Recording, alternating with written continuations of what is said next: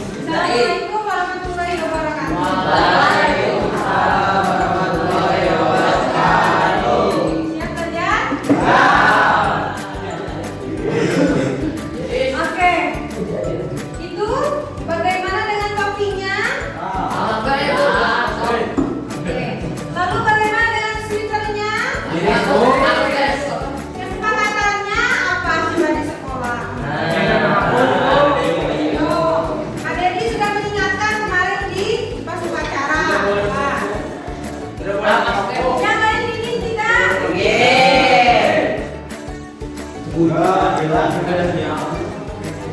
Gantengnya man. Oke. Kalian masih ingat gak kesepakatan kita di kelas apa? Apa? Ya tidak menggunakan apa lagi?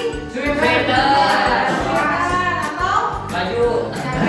kalau sudah atau jaket itu kesepakatan kita di kelas atau aturan dari sekolah? Terus kesepakatan kita apa lagi? Apa? Tidak main? Oke. Apa lagi? Tidak boleh Apa itu yang lain? What is the meaning of yang lain? Apa lagi? Nah, yang dilakukan Mulki sesuai tidak dengan kesepakatan di kelas? Apa?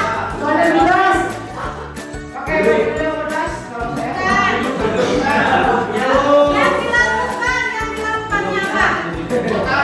Dia sedang apa, Pak? Dia sedang apa mereka? Sedang mencatat apa? Tugas. Tugas apa? Matahari ibu. Tugas apa? Kira-kira sesuai tidak dengan kesepakatan kita? Harusnya bagaimana?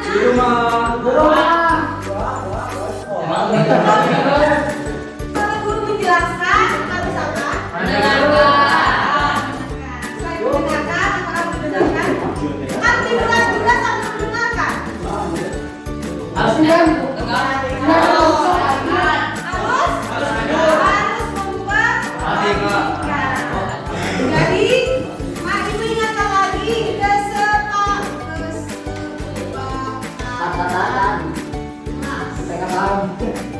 Kesepakatan. Tadi siapa yang menulis?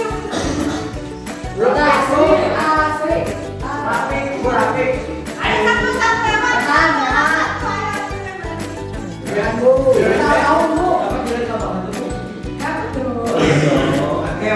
Ada bukan masalah lewatan atau tidak, tapi siapa yang berani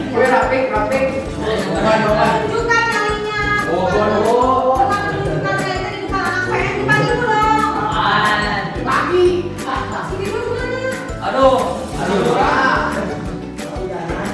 Siapa yang itu? Ayah aku pijain dulu. Kamu pijain. Tulisan. Bisa dan yang tadi kita bahas apa saja kesempatan kita di kelas.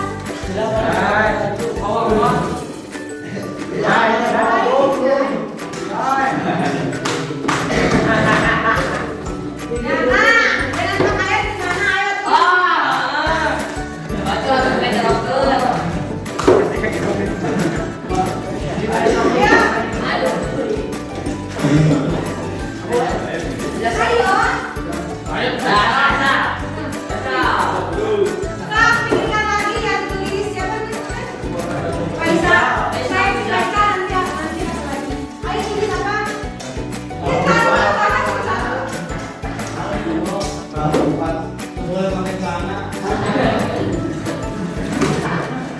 Tidak boleh kapan. Tidak boleh membawakan. Dan awan.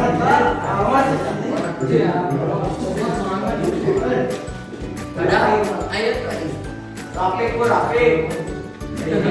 Wih. Apa? apa ini? Tidak boleh. Tidak boleh pakai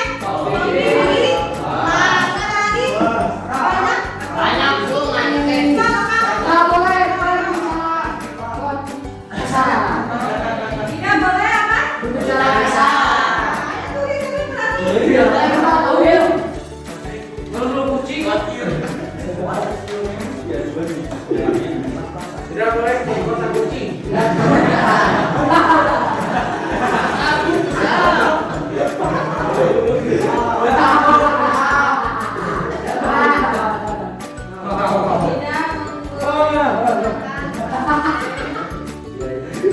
Tidak boleh sapu bobon. Pemerintah.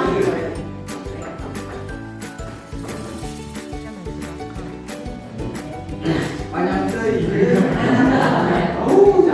Ingat tanya bagus. Kalian mah di jogging salting udah apa? Tidak boleh. Ada lagi? Ayo sok kamu dulu. Siap.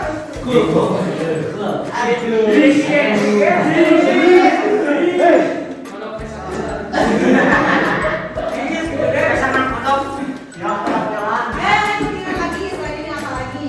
Tidak boleh.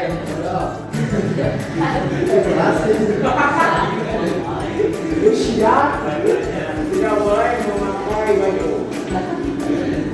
Tidak boleh memakai sepatu.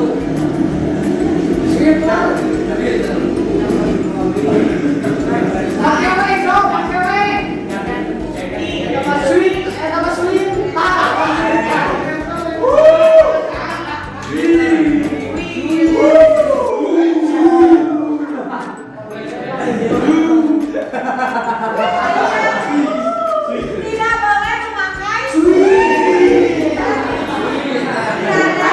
apakah cuma sweater? Nah, jaket atau sweater sama ya. Bebas, tapi bebas. Selain itu, Tapi bebas. Boy, helm dulu. tadi ya kesempatan kita di kelas. Tidak boleh, tidak boleh. Baju jangan dikeluarkan. Nomor terus apa lagi? Baju jangan kejauhan. Bila kayak kamu. Jangan kejauhan. Kamu bisa. Tidak boleh belajar. Dapat karena kamu menulis tolong tulis. Bu, ada laki-laki yang tambahan.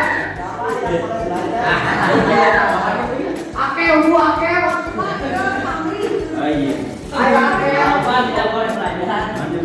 Apalagi ayo. Tidak boleh belajar jika Jika belum disuruh guru. Tidak boleh gondrong, berpuasa. Tidak boleh nangkelek. Itu mah udah kesepakatan bukan lagi kesepakatan kita di kelas. Ini kan kesepakatan kita khusus pada ibu apa aja. tidak boleh belajar. Harus bebas. Tidak boleh memborong. Bos. Tidak boleh sapi. Setiap hari harus jaga bos. Harus Sampai dulu sekolah. jangan duit. Padahalnya baik di rumah ataupun di sekolah. Ya. Tapi kenapa kalian pengen sekolah? Apa dengan apa? Motivasinya adalah Uang segalanya. juga dulu begitu. Uang segalanya lu tidak bisa dibayar. Kalau nggak sekolah, kalau ada sekolah lewat, kamu boleh minta uang. Kalau nggak sekolah lewat, tidak boleh berbicara kosan. Contohnya? Yes, nggak boleh. Dicontohkan kalian bebas. Apa lagi? Apa lagi? Ada lagi nggak? Oke, sok tulis. Nama perhatikan dulu. Siapa? Ih, namun sih ini. Iya, betul. Bukan.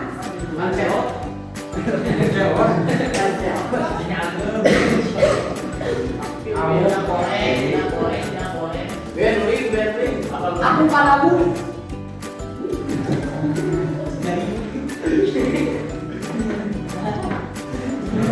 Olahraga.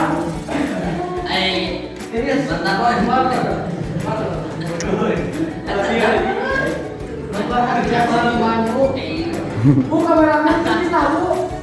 Kameramen beli suhu. Kameramen selesai.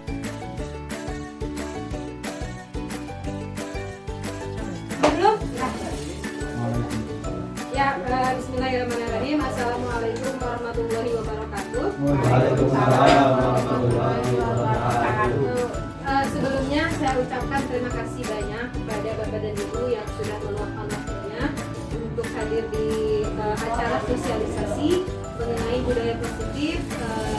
Materi ini termasuk pada materi modul 1/4 pada program guru penggerak. Sebelumnya sudah ada materi-materi dan untuk kali ini hanya budaya positif, di mana diharapkan budaya positif ini bisa diterapkan di sekolah dan bisa kita diimplementasikan bersama-sama. Nah, budaya positif sendiri ini terdiri dari beberapa bagian. Nah, ada 6. Yang pertama itu mengenai disiplin positif dan nilai-nilai kebajikan universal. Selanjutnya adalah ada teori motivasi, hukum dan penghargaan, juga restitusi. Kemudian ada keyakinan kelas, ada kebutuhan dasar manusia dan yang berkualitas. Kemudian ada restitusi 5 fungsi kontrol guru dan juga restitusi mengenai segitiga restitusi. Ini mengenai disiplin positif. Nah, ini mengambil dari teorinya Dr. William Glasser. Nah, jadi di sini bahwa disiplin disiplin positif ini memiliki tujuan dan memiliki semacam rangkaian. Nah, rangkaiannya kurang lebih seperti ini. Jadi terdiri dari beberapa beberapa komponen, mulai dari teori motivasi, posisi kontrol, 5 kebutuhan dasar manusia, segitiga restitusi dan yang lainnya. Ya, jadi akan saya jelaskan nanti mengenai faktor-faktor atau komponen-komponen yang menjadi pendorong atau pendukung terciptanya disiplin positif. Yang pertama, nilai-nilai kebajikan universal. Mungkin saya rasa Bapak dan Ibu sudah mengetahui ya mengenai nilai kebajikan. Di sini ada beberapa teori gitu kan ya. Pertama ada nilai-nilai kebajikan yang ingin dicapai oleh setiap anak Indonesia yang dikenal dengan profil pelajar Pancasila, di mana ada 6 tema atau 6 dimensi yang memang harus ada dalam setiap pembelajaran. Mulai dari beriman, bertakwa kepada Tuhan Yang Maha Esa, kemudian ada mandiri, bernalar kritis, berkebinekaan global, bergotong royong, kreatif. Dan ini nanti dimensi ini akan masuk ke dalam proyek P5 yang memang sekolah sudah rencanakan. Nah, selanjutnya ada teori motivasi perilaku manusia. Nah, ini mungkin Bapak dan Ibu sudah bisa membayangkan gitu ya motivasi. Di sini ada motivasi eksternal, ada motivasi internal. Di sini ada motivasi eksternal, salah satunya diantaranya adalah untuk menghindari ketidaknyamanan atau hukuman. Jadi apa yang terjadi apabila saya tidak melakukannya?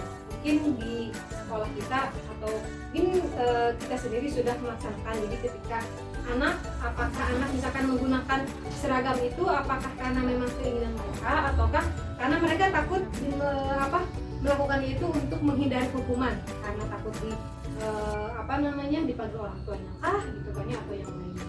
Selanjutnya untuk mendapatkan imbalan. Jadi mungkin kalau kita kenal dengan reward ya, kalau misalkan siapa yang bisa kalau di kelas misalkan siapa yang bisa mengerjakan soal di depan, ibu kasih nilai atau bapak kasih nilai. Nah, itu sebenarnya perilaku murid atau peserta didik itu masih menggunakan teori motivasi karena mereka melakukannya untuk mendapatkan imbalan atau penghargaan dari guru. Nah, sedangkan untuk motivasi internal itu untuk menghargai dirinya sendiri. Salah satunya contohnya adalah saya akan menjadi orang yang seperti apabila saya melakukannya. Jadi saya akan menjadi orang seperti apa nih apabila saya melakukannya. Jadi itu muncul dari diri sendiri. Jadi motivasi eksternal itu karena menghindari hukuman atau mendapatkan penghargaan. Tapi kalau motivasi internal itu muncul dari diri sendiri sebagai tanggung jawab. Nah, itu yang diharapkan dari disiplin positif. Jadi bukan anak-anak melakukan bukan karena menghindari hukuman atau mendapatkan penghargaan. Nah, di sini. Kemudian di sini juga dijelaskan ada perbedaan hukuman dan konsekuensi. Nah, contohnya hukuman, sesuatu yang menyakitkan harus terjadi. Atau misalnya, tapi kalau konsekuensi, sesuatu itu harus terjadi. Kalau hukuman paksaan, kalau konsekuensi itu stimulus atau tanggapan. Gitu. Jadi kalau hukuman itu lebih kepada fisik atau kekerasan, tapi kalau misalnya konsekuensi itu memang diharapkan muncul dari diri sendiri. Gitu. Tapi kalau hukuman itu lebih pada ada aturan, pasti biasanya ada hukuman. Tapi kalau atau nah selanjutnya, nah itu mengenai restitusi sendiri itu proses menciptakan kondisi bagi murid untuk memperbaiki kesalahan mereka sehingga mereka tidak bisa kembali kepada kelompok mereka dengan karakter yang lebih kuat, bisa kembali ke kelompok mereka dengan karakter yang lebih kuat. Jadi kemarin saya sudah mencoba simulasi mengenai restitusi, segitiga restitusi kepada siswa gitu kan. Jadi kita kalau restitusi itu kembali menyadarkan siswa ketika mereka melakukan kesalahan, apa yang mereka harus sadar bahwa mereka itu salah, salahnya apa gitu dan harus seperti apa, itu muncul dari kesadaran itu. Nah ini ada ciri-ciri restitusi, misalnya bukan untuk menebus kesalahan namun untuk belajar dari kesalahan. Kemudian tawaran bukan paksaan. Jadi mau gimana? Jadi kamu maunya bagaimana? Jadi enggak, kamu harusnya seperti ini, kamu harusnya seperti ini. Tapi lebih kepada, jadi kamu maunya apa? Gitu. Jadi ada mungkin win-win solution di antara guru dan murid ketika memang murid melakukan sebuah kesalahan. Ini juga fokus pada solusi. Kemudian di sini juga menuntut untuk melihat ke dalam diri dan yang lainnya. Mengapa tidak peraturan saja? Mengapa harus keyakinan? Di sini dibedakan antara peraturan dan keyakinan. Jadi di sini ada simulasi. Mengapa kita memiliki peraturan harus menggunakan helm bila mengendarai kendaraan roda 2? Nah, kan peraturannya kalau tidak menggunakan helm biasanya ditilang ya, Bapak-bapak. Tapi kalau misalkan kalau keyakinan, dia sadar, kenapa saya harus menggunakan helm? Karena takut bila kalau kecelakaan itu minimal kepala saya lebih aman gitu kan ya, karena kepala kan lebih riskan dibandingkan dengan organ tubuh itu. Nah, mengapa kita memiliki peraturan 3M, menggunakan masker, mencuci tangan dan menjaga jarak? Nah, di sini jadi diharapkan kalau misalnya kita melakukan masker itu kan bukan karena takut ditilang, kan sekarang ada ya kalau nggak pakai masker juga ditilang, atau misalkan mau masuk mall harus pakai masker. Tapi lebih kepada kita menggunakan masker karena lebih ingin sehat lagi gitu kan ya, tidak tertular. Nah, itu namanya keyakinan. Seperti itu kurang lebih. Sedangkan keyakinan itu maksudnya munculnya dari motivasi intuisi. Jadi di sini ada budaya positif. Budaya positif itu untuk kurang lebih seperti ini bagannya. Mulai dari kalau di kelas kan ada peraturan kelas, kemudian si peraturan tersebut diharapkan muncul sebuah keyakinan. Nah, kemudian ketika keyakinan itu sudah ada, itu sudah melakukan keyakinan di kelasnya, itu diharapkan akan muncul lingkungan yang positif gitu kan ya, sehingga ketika lingkungannya sudah positif maka akan muncul yang namanya budaya positif. Nah, di sini perbedaannya, contohnya peraturan dan keyakinan kelas ini. Kalau misalkan bapak-bapak atau ibu-ibu di sini ingin menerapkan di kelas terlebih dahulu, misalkan ya di skala kecil terlebih dahulu. Di sini peraturan contohnya selalu kembalikan buku ke tempatnya. Nah, tapi keyakinannya apa? Itu kan tanggung jawab. Ketika sudah meminjam atau mengambil, berarti harus mengembalikan. Nah, keyakinan yang ingin kita tuju atau yang kita bangun adalah atau dilarang mengganggu orang lain. Itu kan peraturan. Nanti kan, tapi keyakinan yang kita tuju, yang kita ingin tuju itu adalah menghormati orang lain. Nah, biasanya kan di kelas juga ada, kalau misalkan mengganggu nanti dibagaimanakan, itu kan ada hukuman.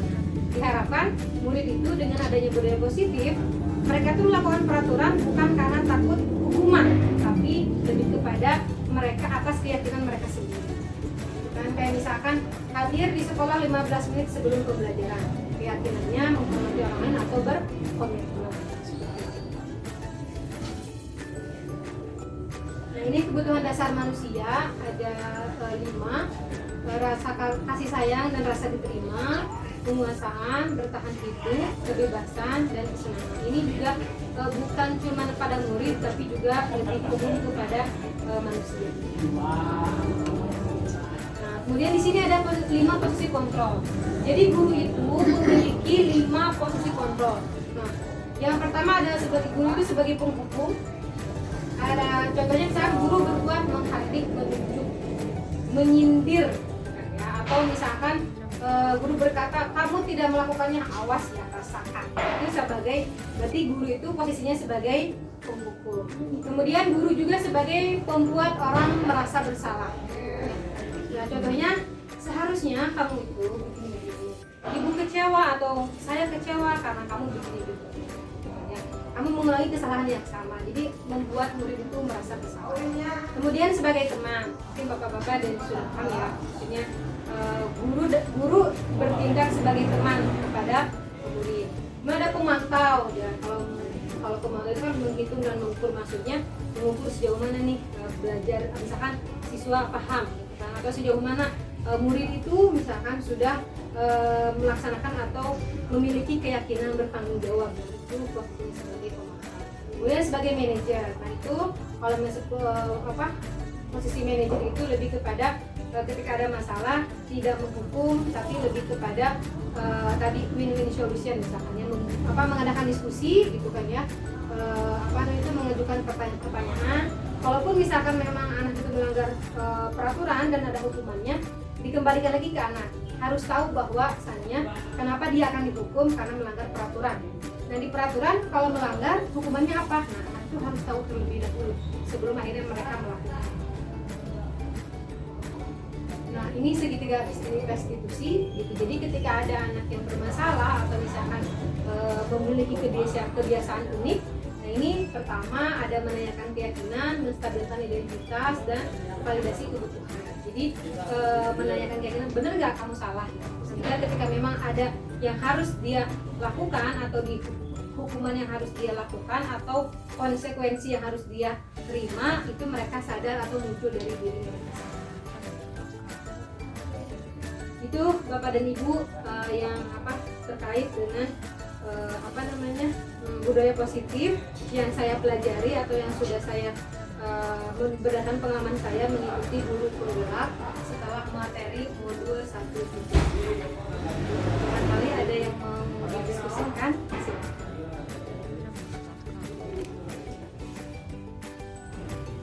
Oke. Terima kasih atas waktunya. Sekian dari saya. Wassalamualaikum warahmatullahi wabarakatuh. Waalaikumsalam.